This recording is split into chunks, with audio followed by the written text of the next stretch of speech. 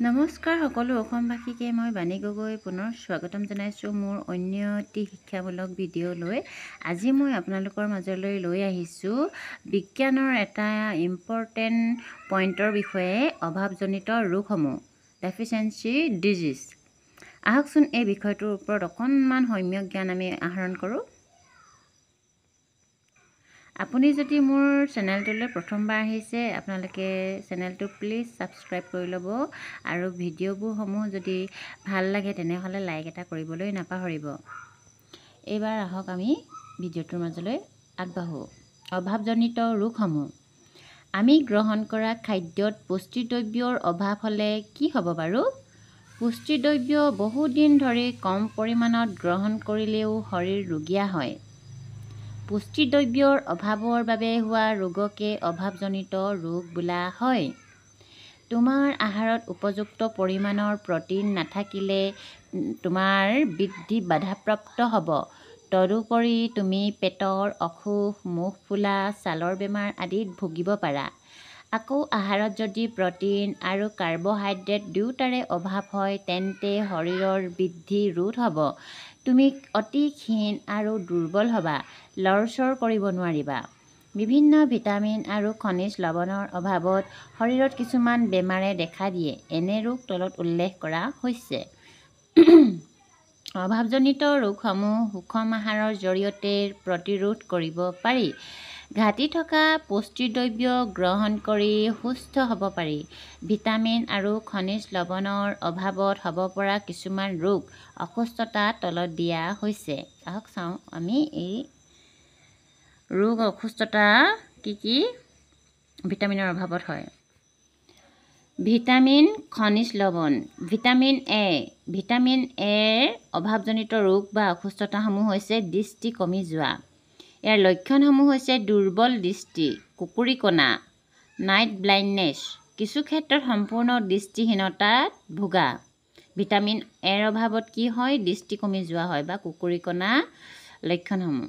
Vitamin B.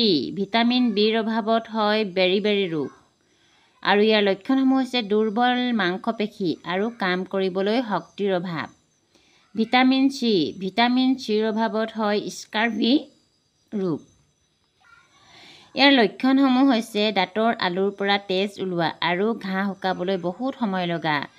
আমাৰ প্ৰায় ল'ৰা-ছোৱালীবোৰৰ বা বহু মানুহৰ দেখা পোৱা যায় দাঁতৰ আলুৰ পৰা তেজ ওলোৱা হয় আৰু বহু ধৰণৰ ট্ৰিটমেণ্ট কৰিও তেওঁলোকে সুফল নাপায়। আপোনালোকে এটা কথাই মন কৰিব যে দাঁতৰ আলুৰ পৰা যদি তেজ ওলাইছে তেনেহ'লে আপোনাৰ ভিটামিন চিৰ অভাৱ হৈছে। ভিটামিন চিজনিত বস্তু আপুনি খাবলৈ আৰম্ভ কৰি দিব, আপুনি এই ৰোগৰ পৰা পৰিত্ৰাণ পাব।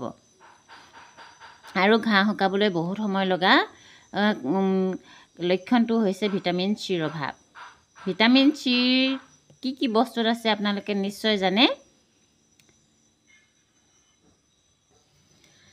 ভিটামিন আৰু খনিজ দ্ৰব্য। এতিয়া ভিটামিন আমি ডিৰ বিষয়ে জানো আহক।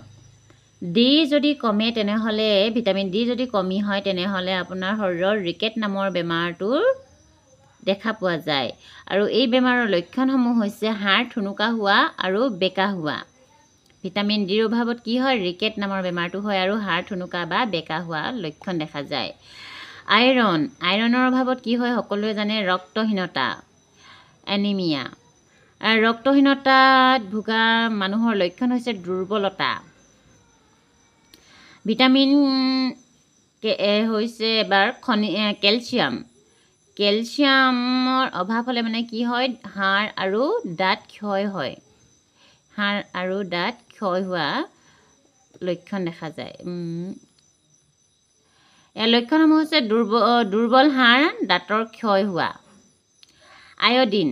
আয়ডিনৰ অভাৱত কি হয়? গৰল নামৰ এবিধ ৰোগ হয় আৰু এই ৰোগৰ লক্ষণসমূহ হৈছে ডিঙিত থকা গ্ৰন্থি ফুলা, ল'ৰা-ছোৱালীৰ মানসিক প্ৰতিবন্ধকতা। এই আপোনালোকে দেখিলে কোনবিধ ভিটামিনৰ অভাৱৰ বাবে কি বেমাৰ হয় আৰু তাৰ লক্ষণসমূহ কি আপোনালোকৰ মাজলৈ মই দাঙি ধৰিলোঁ। এতিয়া আমি কি শিকিলোঁ আহক চাওঁচোন। প্ৰত্যেকবিধ খাদ্যতে কিছুমান বিশেষ পুষ্টিদ্ৰব্য থাকে আমাৰ খাদ্যৰ মূল পুষ্টি দ্ৰব্যসমূহ হ'ল কাৰ্বহাইড্ৰেট, প্ৰ'টিন, স্নেহ পদাৰ্থ, ভিটামিন আৰু খনিজ পদাৰ্থ। ইয়াৰ উপৰি আহাৰত আঁহজাতীয় খাদ্য আৰু পানী থাকিব লাগিব।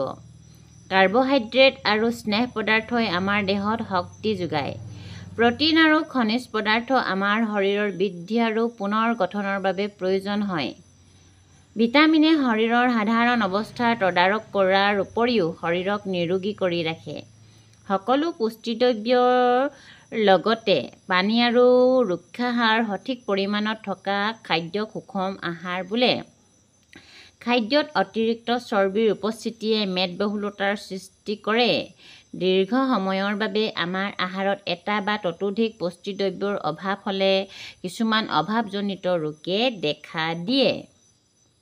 এয়া দেখিলে নহয় আপোনালোকে ইম্পৰ্টেণ্ট পইণ্টসমূহ ভিটামিনৰ বিষয়ক। আশা কৰোঁ আপোনালোকে ভিডিঅ'টো ভাল পালে আৰু কিছু কথা হ'লেও জানিলে। যিহেতু জনা কথাই হয়, কিন্তু আমি পাহৰণিৰ গৰ্ভত কিছুমান কথা পাহৰি যাওঁ। তাকেই মই আপোনালোকৰ এই ভিডিঅ'সমূহৰ জৰিয়তে মনত পেলাই থাকোঁ। এইবোৰ কিতাপৰ পৰা মই আপোনালোকৰ নোটসমূহ দাঙি ধৰিছোঁ। যদিহে ভিডিঅ'টো ভাল পালে এটা লাইক কৰিবলৈ নাপাহৰিব। আৰু আজিলৈ আহিছোঁ তেনেহ'লে ধন্যবাদ। জয় আই অসম।